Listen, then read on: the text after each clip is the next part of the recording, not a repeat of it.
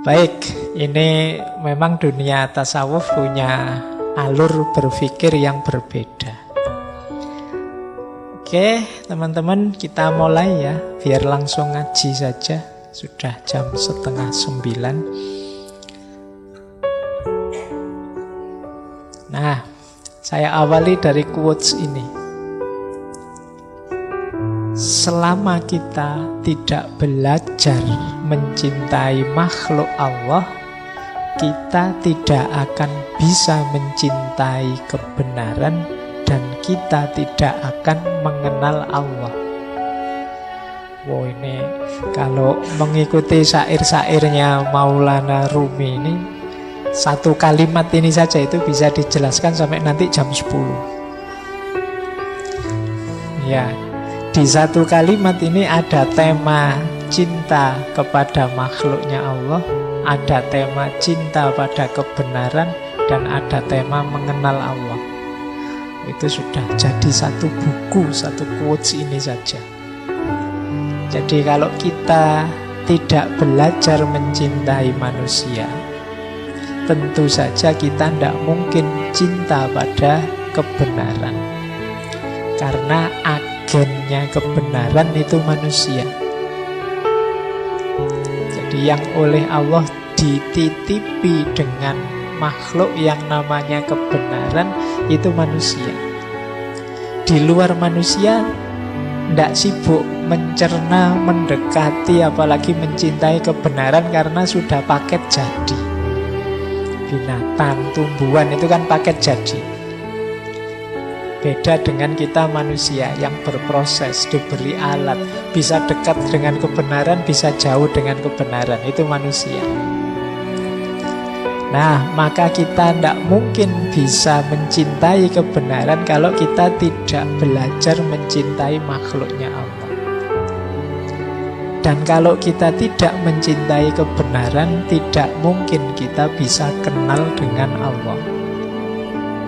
Jadi kalau ada orang hidupnya kok isinya kebencian-kebencian saja, berarti dia jauh dari kebenaran.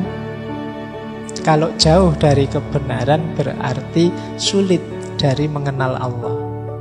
Nah, ini kalimatnya Maulana Rumi. Berarti apa? Yo, mari hidup ini dikembangkan dengan jalan mencintai makhluknya Allah apa saja. Jangankan yang manusia, yang bukan manusia pun yo hendaknya kita cintai dalam konteks mereka juga makhluknya Allah.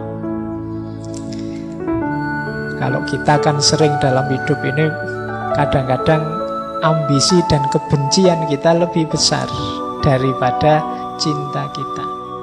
Pak, kalau ada kejahatan, kalau ada keburukan, kalau ada apalah kemaksiatan dan lain sebagainya, apa harus kita cintai, Pak?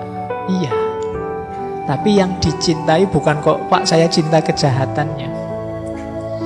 Jadi orang baik, orang buruk kita cintai.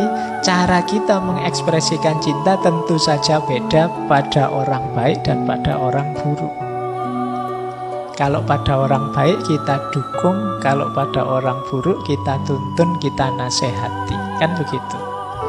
Kita karena peduli pada orang yang kita cintai, kalau dia melakukan keburukan, ya kita dekati, kita nasihati. Jadi dalam hidup ini harusnya tidak ada ruang untuk kebencian. Kalau kita memberi ruang untuk kebencian, kita sebenarnya sedang nabrak kebenaran. Karena betapapun yang terjadi, yang kelihatan, yang ada, itu kan sebenarnya kalau memang benar terjadi berarti ketetapannya Allah. Kalau itu ketetapannya Allah, kita membenci fenomena, kita membenci fakta, kita membenci kenyataan, itu kalau pakai kalimatnya bahasa Indonesia kan berarti sama dengan membenci ketetapannya Allah. Jadi mari kita cintai apa saja, tentu saja dengan cara mencintai yang tidak seragam dan tidak sama. Jangankan untuk yang beda-beda, yang mirip saja kan kita ekspresi cintanya beda. Misalnya punya teman yang satu sudah menikah, yang satu baru SD. Itu kan cara kita mengekspresikan cinta kita pada mereka kan beda. Kalau yang masih SD mungkin dibelikan mainan, mobil remote, itu senangnya luar biasa. Kalau sudah menikah, kalau dibeliin mobil remote kan mereka rasanya sudah tua, sudah punya istri kok dibeliin mobil remote. Nah kalau untuk anak SD cocok. Jadi ekspresinya beda-beda. Sama nanti dengan orang baik, orang buruk.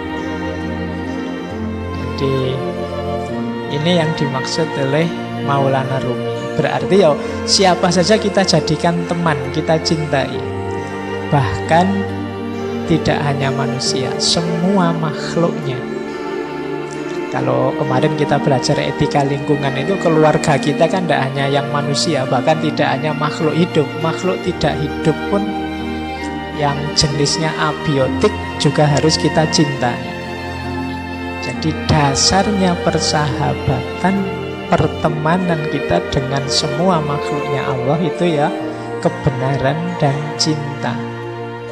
Yang kebenaran dan cinta itu muaranya nanti adalah pengenalan kita pada Allah. Jadi persahabatan kita nanti hakikatnya adalah jalan kita untuk lebih dekat mengenal Allah.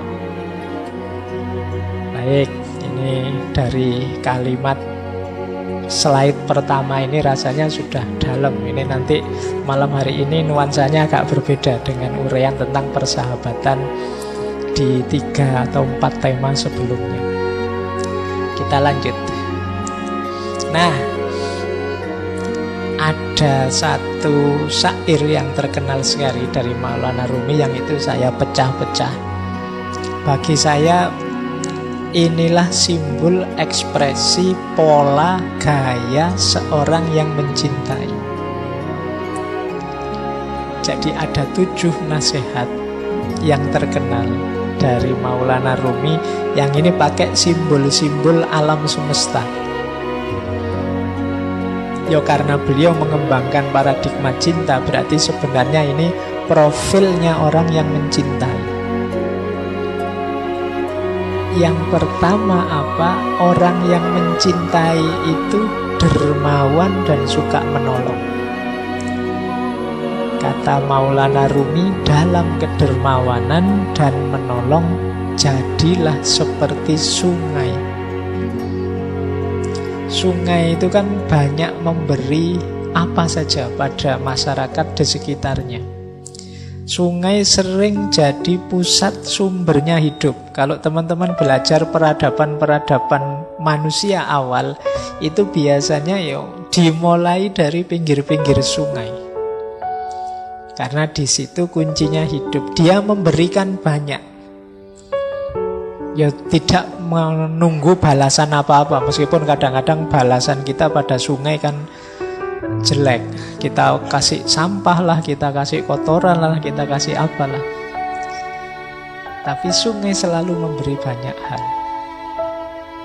Nah, jadilah orang yang mencintai. Pecinta itu dermawan dan penolong seperti sungai. Nanti kalau teman-teman pulang dari sini kok lewat sungai, diingat-ingat kalimatnya Rumi tadi. Ingat sungai berarti ingatlah bahwa aku ini harus jadi orang yang pemurah, dermawan, penolong. Baik, ini yang pertama ya. Karena ini ditaruh pertama karena manusia itu cenderung pelit. Dan itu katanya Al-Quran sendiri. Jadi manusia itu cenderung enggan berbagi, ingin enak. Biasanya kalau orang kok mau berbagi itu yang dibagi yang sisa-sisa, yang dia sudah menikmati terus bagi. Biasanya begitu. Makanya bahkan Al-Quran menegaskan kebaikan itu kalau kita menginfakkan yang kita cintai. Karena manusia itu cenderung pelit. Yang dikasihkan orang selalu yang sisa.